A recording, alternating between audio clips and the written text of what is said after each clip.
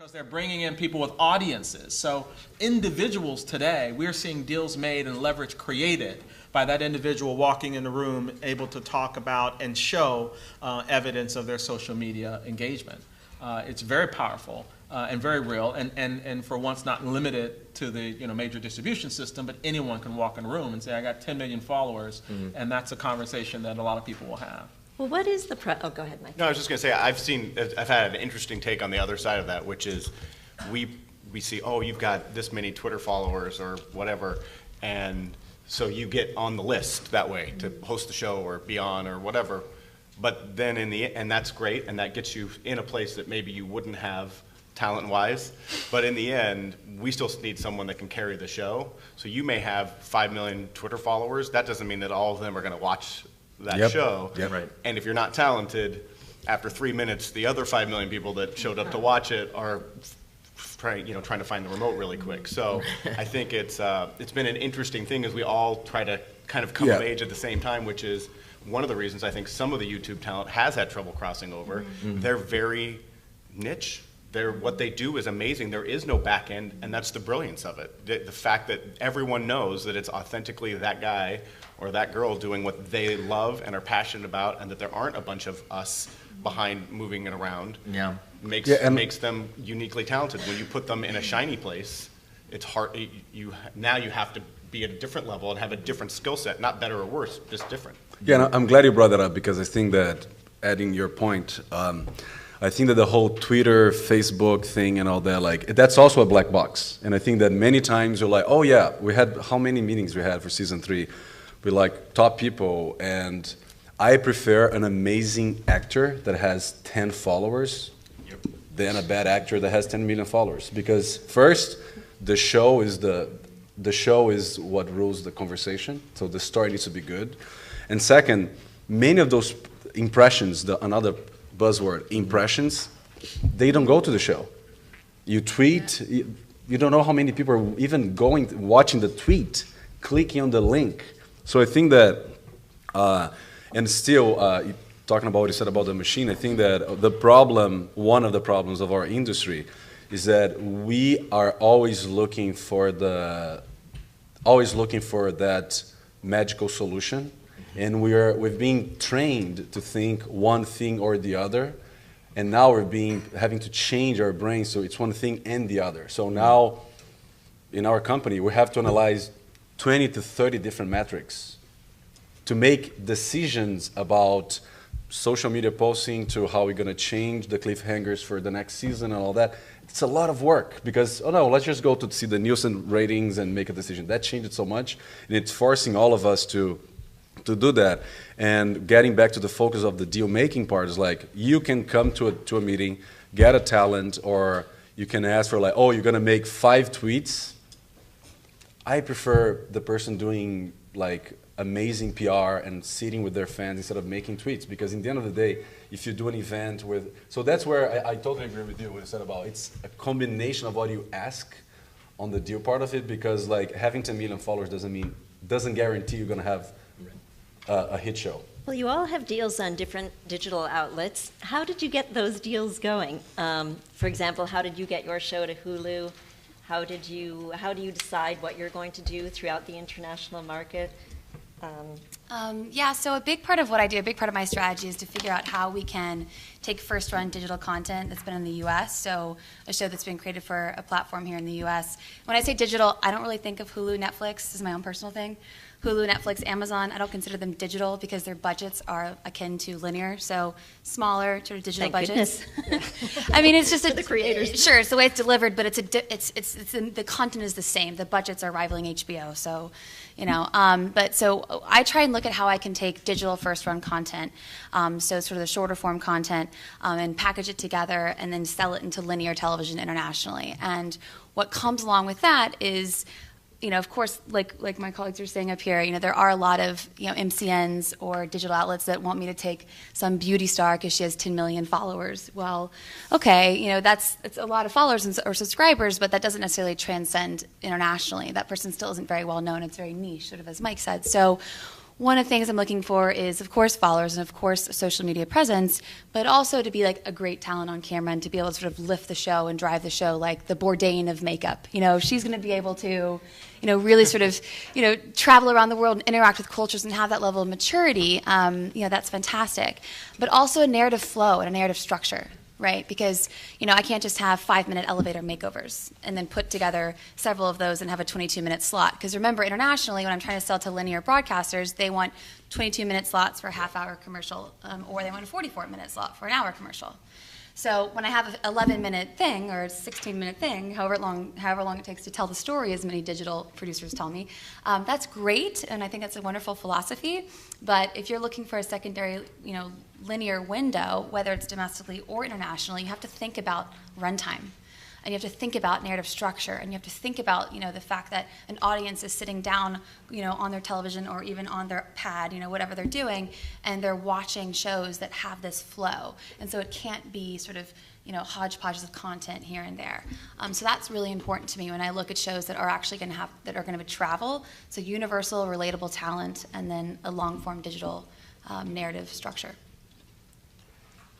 Mike, what's it like to work? Your company is working with Fremantle. What's the deal-making process like when you're working with a giant? We're very media? fair. I love Good Fremantle, lunches. and they have been very good to me.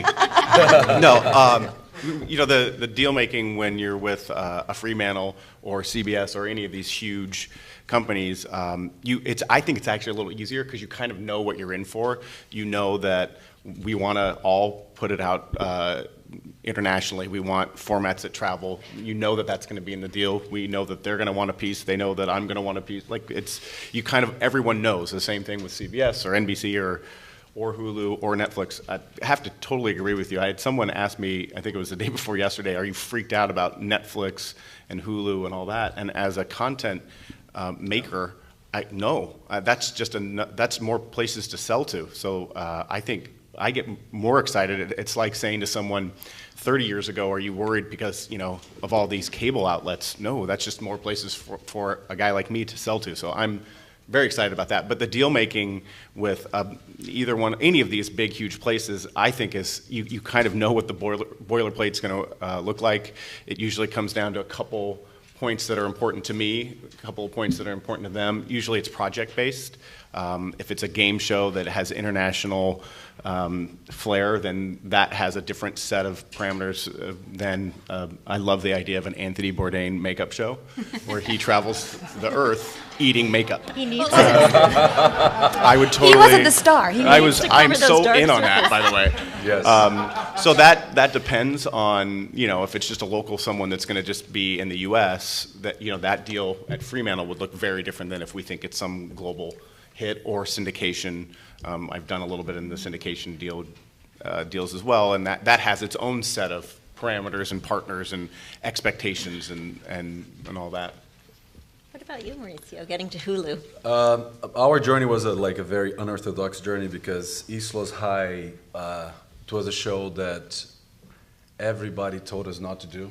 Everybody said we shouldn't be doing the show. So it was interesting because we have a very different way that we develop shows at Wise. So we first map out what are the cultural tensions that a specific demographic has. And because we have connections and we have very strong partnership with nonprofits and foundations, we really understand what's going on in the texture of that audience. So 5 years ago, Katie, who is the co-president of the company with me, partnered with me at Wise Entertainment, after doing a lot of content internationally, decided to get back to the US and wanted to do a show for young Latinos. And she interviewed every possible Latino writer in Hollywood, found 2 amazing writers, started developing the Bible of the show, and then we started sitting around with people and saying look, we have this idea, we want to do this Latino Gossip Girl with young Latinos in English, and everybody said we were completely crazy. Everybody said, you guys are crazy, nobody will ever buy this show, and nobody will ever watch this show because of the metrics, because of the buyers. Nobody buys high school dramas anymore. Nobody would ever watch Latinos speaking in English. And yeah, but 5 years ago, people were saying that we're all laughing now, but like 5 years Before ago, people were saying Desperate like Maids, with Judaism. determination. They were saying that as if it was a big truth. But because we create our own metrics, we have methodologies that really get quantitative data. We said, guys, we have all these things saying that like these guys are underserved, neglected. They're tired of being gang members, hookers, janitors, gardeners. They want to be protagonists. These guys are 35 million people, and oh no, you guys are crazy. Love your research. Bye. So we basically raised the whole money from development to production outside of Hollywood with nonprofits and foundations, including the Ford Foundation. And we shot a pilot with that money, like an 8-minute pilot for one day. And then some people came to us and said, oh, maybe you're right, when they saw the 8-minute pilot. We love this, it's great, but like, can you have like a black, an Asian, a Jew, a red hair? And By the way, did you get the development money for the pilot, or did you we self-fund? did. No, we got the money from also nonprofits and foundations, specific nonprofit that we partner, and then other foundations. And then we're like, no, we're not going to put all these different ethnicities. This has to be a young Latino show. We're not doing Captain Planet. We're doing a serialized drama that needs to speak to this new generation. Okay, great, but can you talk less about sex? Can you not mention abortion? And said, no, this is happening with these kids. We need to talk about that. So we took a deep breath. So we got 4 offers. Took a deep breath. But they were all offers that came with like an asterisk. Like, can you do this? Can you do that? So we took a deep breath. And since we raised all the money, we produced 24 episodes, half-hour episodes, with no distribution, no guaranteed distributor. Yikes. We just knew we needed to do the show. And then after that, and we not only did 24 half-hour episodes, we did like 10 extra hours of extra content. So we did a cooking show, a dance competition, YouTube channels for the characters. One of the characters, a vlog about being pregnant. We created a whole world around the concept. And then we got 13 offers. Wow. Because we had the show in the can, ready to go. And amazing offers on the money side, but very like restrictive on the marketing side because we knew that we couldn't make the show marketed in a traditional way. Right. And everybody's like, no, we're going to do this, we're going to do that. I say, guys, this show needs to be marketed in a different way. And we have all this extra content to work with it. And we decided to go with Hulu because we had a meeting on Hulu. Hulu was like still figuring out, let's say 3-4 years ago, Hulu was still figuring out what they want to be when they grow up. So like they're still a technology company becoming a content company. So we were there in the beginning of that transition, and they saw the sizzle reel and they're like, wow, this is amazing. Whenever you guys finish shooting the show, we want to buy it. So like, no, the show, like I have the DVDs here ready. And because they are digital and they knew where those people were. They knew that that audience needed content. And basically, we did a licensing deal with them. We kept ownership of the IP, so we keep controlling the IP. We can do clothing lines. We can do booking. We're doing a lot of extensions this season. But all you gave them was the rights for Hulu to distribute? All you gave them was... What do you say? We did a licensing deal. That's for season 1. And now Hulu funds the whole show. But what happened was interesting is that Hulu really embarked on the show. They really knew that was a big opportunity, and they aired it with very little marketing, very specific, very targeted, and very well-designed marketing. And in 2 weeks, we beat Grey's Anatomy. Right. And then the show just blew up, and then started growing, and then now we just launched season 3, and it happened. But it happened because we design our deals in a way that, like, guys, we were behind the IP. So, and work with Hulu, they're amazing partners because I think they're very lean and very fast. They're getting bigger, but they're keeping the fastness, and they really read culture really well. I think that whenever you're making a deal with digital, non-digital, whatever kind of partner, they need to be able to read culture. They need to be always listening to culture, what people are wanting and all that. And Hulu was the part that's like, wow, this show is going to be watched. We know this is going to be huge. And what's interesting is that 60% of new audiences that watch Is Los High, they're black and white. they're not even Latino.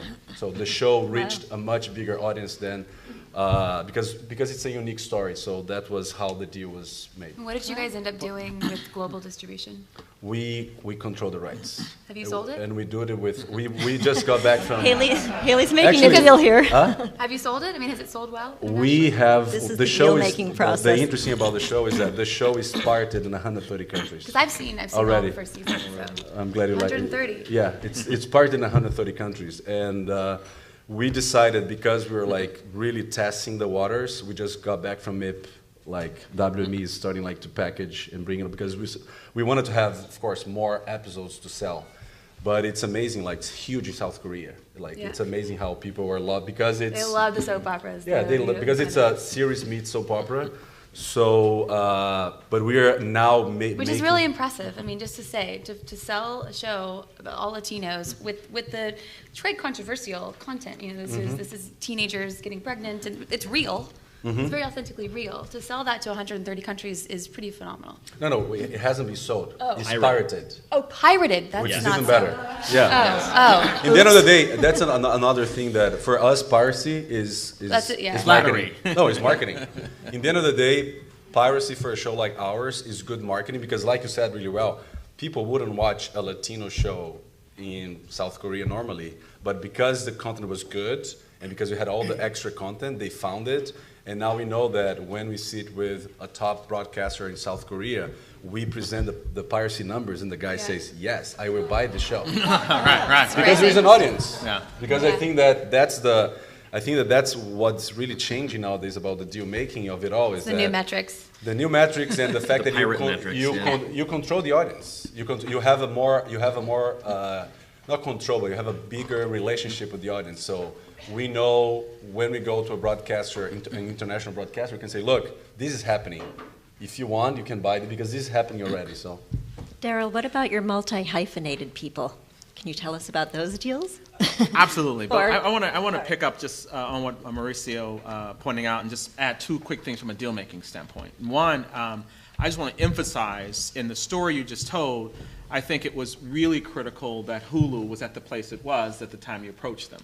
Because to me, that's where the opportunity met your preparation. You spent the money, you did your thing, but they needed something. They needed to find an identity. And it was that need, I think, which gave the door open, which turned it into something. And that's something that we look for a lot in kind of the deal-making process. Who needs it? Who's going to take the risk? Who's going to find an opportunity to not say no or to just say, I'll throw it on the wall because it makes sense, but I'm scared. And most systems are just too scared to do something different because they're making money at what they do.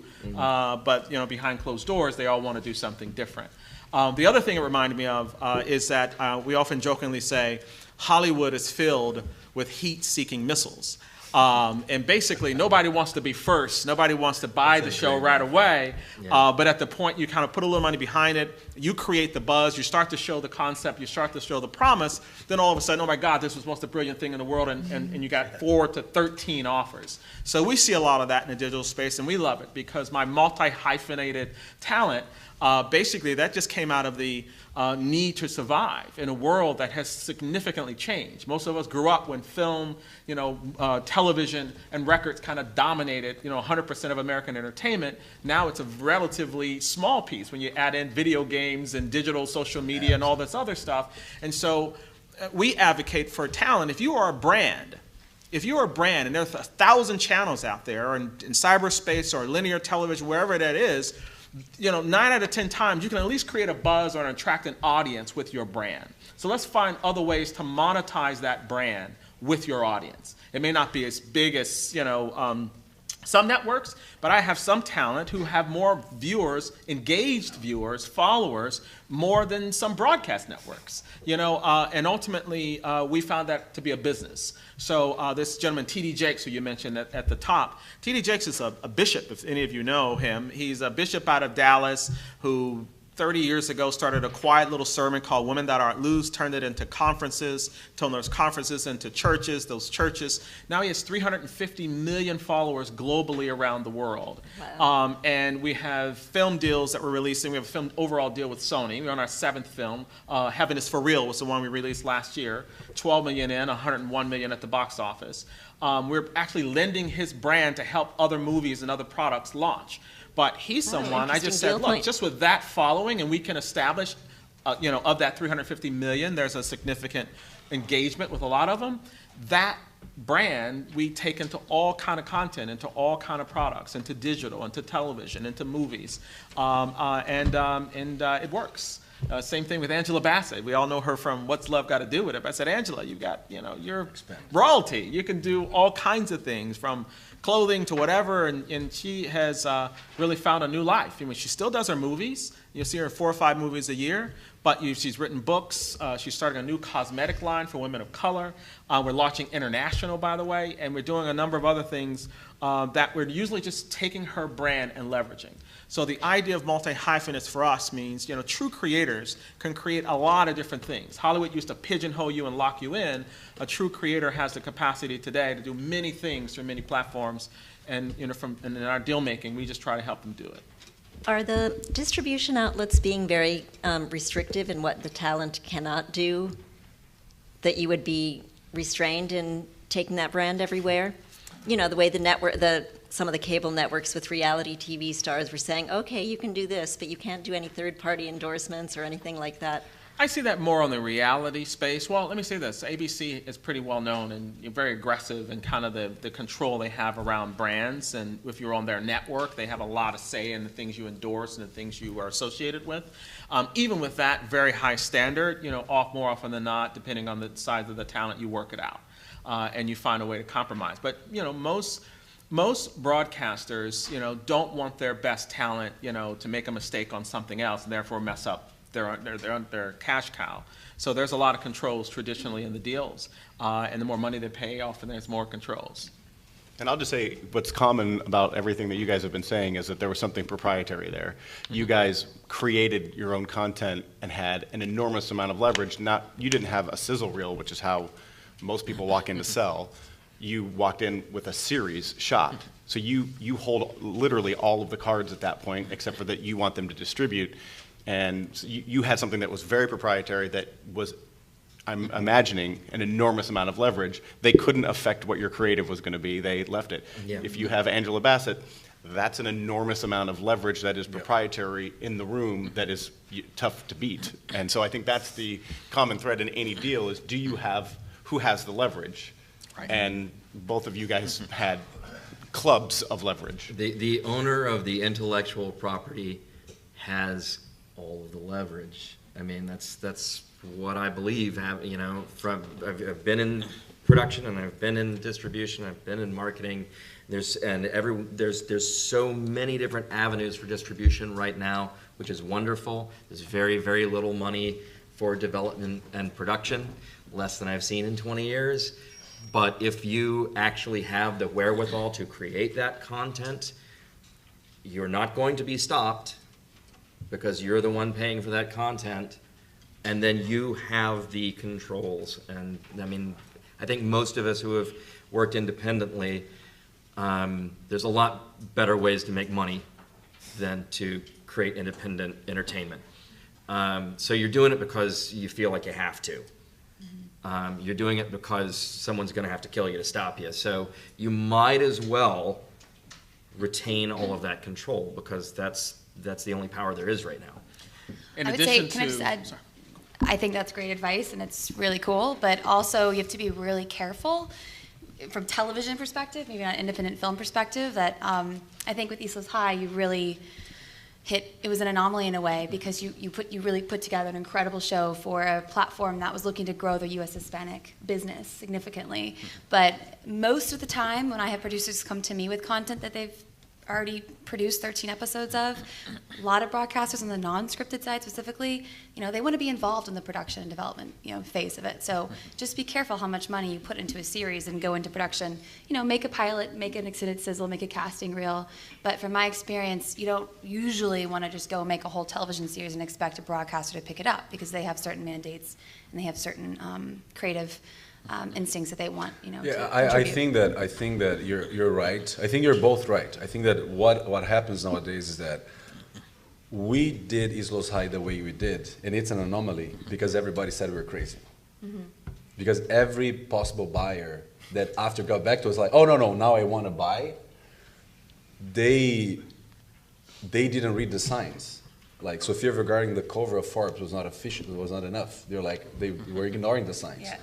But I think it's a balance of. I think that it's great when you have a distributor or a broadcaster on board with you from the beginning. It changes the whole game. I agree with you. When it's on board and like gives you the vision, gives you the leverage, trusts your vision, it's great. I think that, to your point, I think that because development money is so scarce nowadays, I think that we all need to invest more on developing ourselves. That's why we do it Yeah. wise. We have our own, we fund our development all the way if necessary. And I think this is actually where this is where we've diverged, is right there. It's about that development period. It has to be an honest Yeah, you're development. talking about more development. You're right. It has to be an honest development period. Well, I think this is the cure for where we diverge, is that development is not saying I'm not going to listen to anybody else and I'm going to tell my story the way I'm going to tell it. Screw all of you. That's not, that's not development. It's not a healthy way to live. It's not a healthy way to make art. And when you're doing this kind of stuff, and it is still art, no matter what we're talking about deals up here. It's a collaborative process, and you have to collaborate. And you have to be realistic about who is going to want to see this. And if you want to sell it to someone, you need to be realistic about their demands and their format. Because, someone's going to have to kill you to stop you from making the content, but does art that falls in a forest and there's nobody there to see it, it's still art. I did once meet I once met a producer from the BBC who said that he just went in there and he said, "What about water?" And he got a whole series from that. He had no idea. He just let them take. It's on the other side of knowing exactly what you want to present. Yeah, exactly. You really should still remain open in that development process to developing something that is going to have an audience and that is also going to fit an outlet. Otherwise, it's, I think that to your point, I think that, and I'm glad you explained better the development part. I think that deal making nowadays even more is about empathy. It's all about empathy. It's like what Mike said in the beginning. Like, you need to understand, there's so many cooks on the kitchen. There will always be cooks in the kitchen. There's no ideal world where you're just the artist and you can do whatever you want. But it's about empathy and understanding your audience, understanding who's on the other side of the table. It's not only about closing the best money, it's about what that person can offer. Because I brought the Isla Osai example, and now we're developing 3 new shows with completely different partners. And if the development executive of that channel is amazing, but the marketing executive is not amazing, that will change how I build my deal. Yeah. That will change because it's about empathy. Because if the marketing executive doesn't understand where I want my show to go and it's going to be invested behind it, I really don't care if the development executive is amazing. And many times the marketing executive is great, but the development executive is terrible. So, and then you're lost because the development is the most important part. You need to have that collaboration to make the best show possible. So it's like dancing tango. You really need to have the empathy of like, when do I let go? When do I let the other person lead and all that? So I think that now, and because of the variety of buyers, you just need to really understand, okay, who I have more empathy with? Who will understand where my deal want to go? Who is going to understand Angela that she has, that's also important, like, if you're making a movie, if I'm a producer and I'm making a movie with Angela Bassett and I know she has a cosmetic line for like the multicultural market, I will, as a producer, say, okay, what can we do together to help that? Many producers just want to make a movie and don't want to touch to that aspect. So we always need to be understanding where we want to go in our deals, but understanding what the buyer is going to bring to the table, besides the money. What about the money, though? Is there, since there are so many distribution outlets, is the pie being cut too, it's the cliche, being cut too thin, or is there money to go around if you have good content? If you're new and coming in the business, I think there's, it's a great day and the money goes around. And you don't need a lot of money. I mean, what I find with some of my younger filmmakers or just creators, they're the most brilliant because they have no money and they've really come up with some amazing stuff that turns into, bigger opportunities.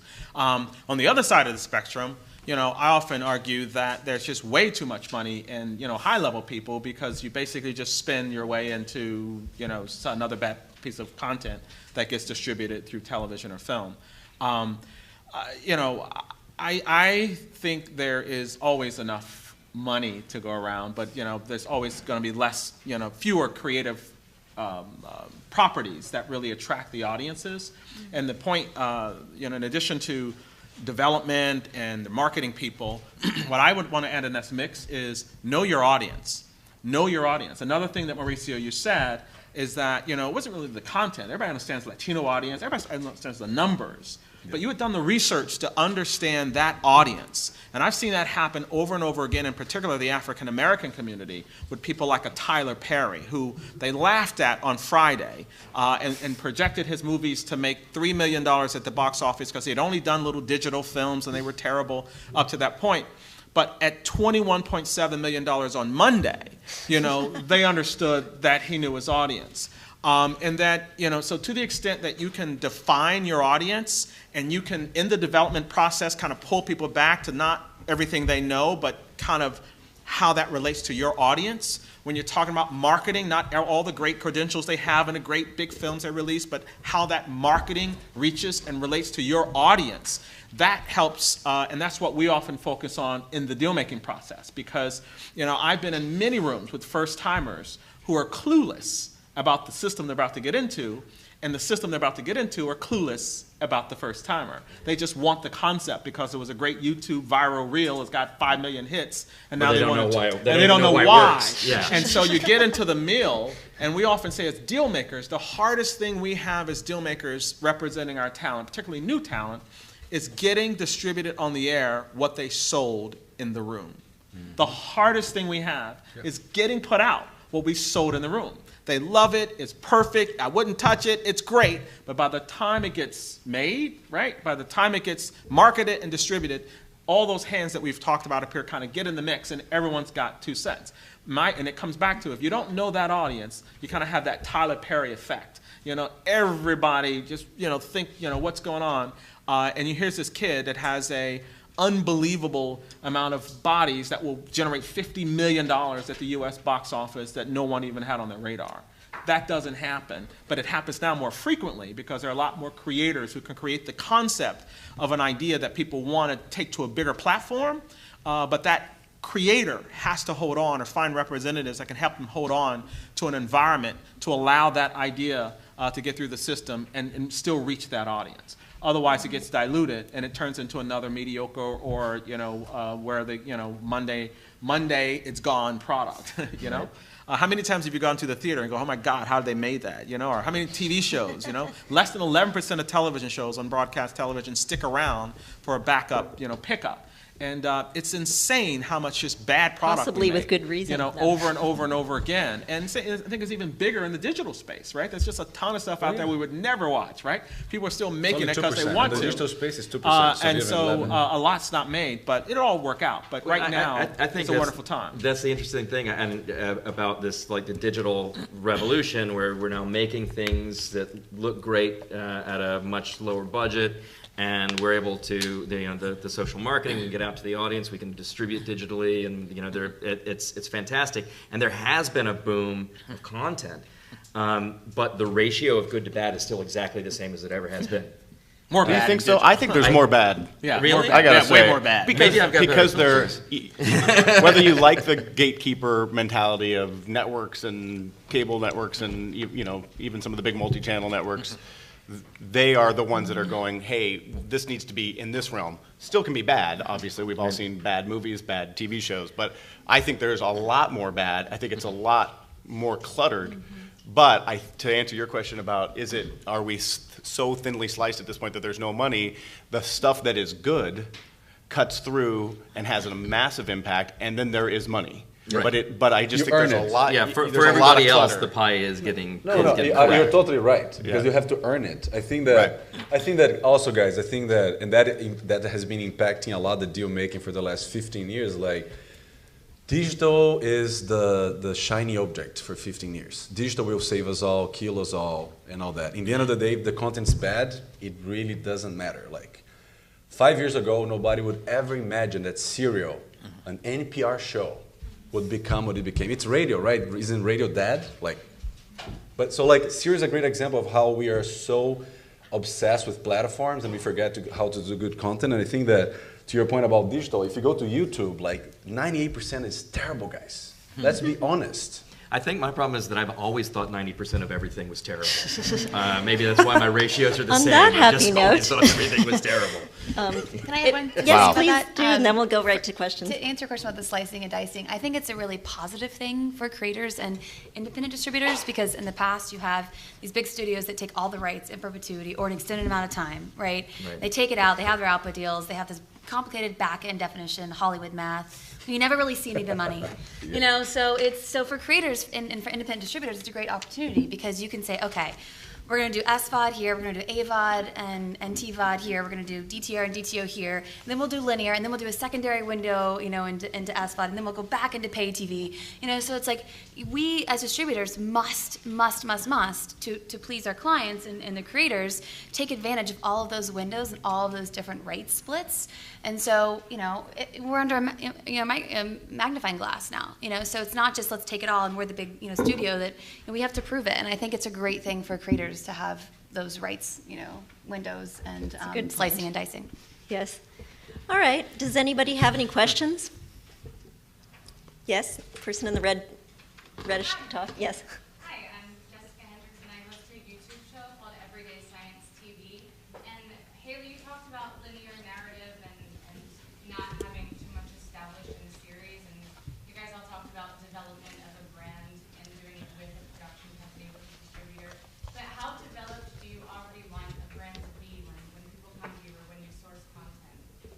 No, I think, I mean, part of my job is to help develop for international distribution. So it just depends on what your end goal is. So if your goal is to, you know, is to sort of develop out your current show and keep it on the same digital medium, like as first run, it could be now. You know, it could be let's take a look at your show. Let's see what are you trying to communicate. You know, what's the ABC sort of arcs of your series. If you're trying to get it onto a linear network in the U.S., I would say you probably want to partner with a production company in the U.S. to help develop it for television. But if it's something that you could create, you know, 22-minute episodes of that have that flow, you know, and you can geo-block it to the U.S., then we could have a conversation about distributing it internationally to other outlets. Does that answer your question? And I think the more you develop out your brand, whether it's on YouTube or where books, blogs, vlogs, all of that stuff, you want to become the person that when we're, again, and I remember this from being like 21, going, there were lists, there were host lists. And there was like all of the same 7 guys and I were on it every time. And it was like, oh, but he knows how to cook. Okay, he gets that one. Oh, but Jeff Probst looks like he could really survive. Okay, he gets Survivor. So that was, you know, he looks great in baggy shorts, perfect, he's on. Like that's the, you know, Seacrest did music. There were all of those guys, and when your brand gets you on that list, whether you've done a show or not, but you're a brand, that's when you have power, that's when you have that leverage, and that's when you come and you say, okay, now let's develop out a TV show. But you were already in our minds that way when we were putting together those somewhat embarrassing lists. Yeah, I want to add something to that. I think that another thing about your brand question is that you need to see, we're all marathon runners. Like, you know, IP development, IP production is a marathon. And I think that, and focusing on the deal-making part of the panel, I think that there are some IPs that we're developing that I might get 15% because someone is going to bring the 85 or in money or in caliber or in cachet or into reputation. You know, like you need to be able to have a library where like, okay, these I'm going to control 100% because I will have my brand more powerful and all that. And sometimes you have to let go. 2 weeks ago, I had to let go of a project, let go a lot of leverage because there's going to be a much bigger gorilla who's going to be lifting most of the weight of the show. And I found the show, I developed the show, but it's the guy's genre. So I was like, you know what? It's not my genre. This guy's going to be much better than I. Here's going to be my cuts. It's going to be, and that was good because in the end of the day, when I do another genre project in 5 years, I will have the whole experience of working with that guy. But I had to let go to make the deal happen. So it's, and in the end of the day, that also add to my brand, because I love that you brought the brand thing because very few people talk about the whole brand thing. Sometimes you have to do like a third part role into something so then you can earn the right and all that. Or you're gonna have to wait 10 years to become a big brand. So it's always that balance that you need to find on how you build your brand and how you speed or not. We had a question over here. Haley, you mentioned that you don't see digital as Netflix and Hulu. Can you give us some examples of what you see digital as? Sure, it's like AOL, Yahoo, Machinima, Maker, Fullscreen. Although Fullscreen's now starting to launch their own SVOD service. So I kind of define it as budgets. So for scripted, anything that's, 100 to 250,000 an episode. For non-scripted, anything that's between 50 and 150,000 an episode. But once you start going above into cable and broadcast budgets, I feel like they compete on that level. Any other questions out there? Yes? Hi, I'm Sarah Santos. I'm a production attorney. So I just kind of want to know, we're able to say traditional deals, theatrical and scripted, but with confidence what things are customary, right? Deal points on both sides, right? What we give, what we're asking for. I'm wondering if there's something maybe in the future we'll be able to say is customary, but is there anything you find that's like emerging that either you're asking for as a rights holder or that you're giving, as the buyer? Yes. So for international, when I'm doing a deal with a network here in the U.S., so they have domestic rights and I have international rights for a program. They often want SVOD rights, and which is no, like that's absolutely not. That if they're going to want SVOD rights, they have to pay double. It's sort of like you can't just glob in SVOD rights like you could 6 or 7 years ago. So I think that's a really, really big thing that those are two separate. We need to be able to exploit both windows.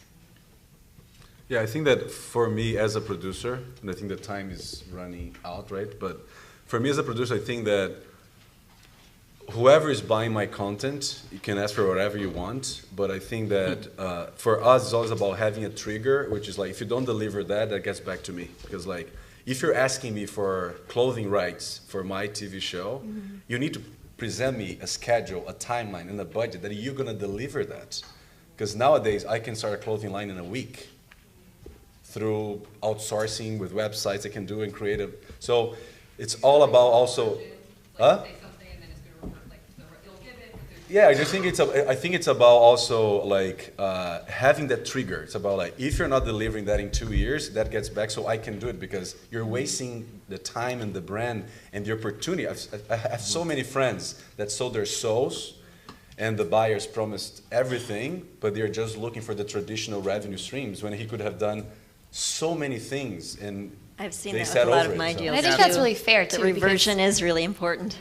So I think that's a fair ask For the content creator. because when I'm negotiating a deal, often we have this whole pie of rights, in the boilerplate we send out that we want publishing, licensing, all of those rights, and we may not have a plan for it, but at the same time, when we're launching the linear show globally, we also don't want some other big campaign that's going to be sold to our competing broadcaster.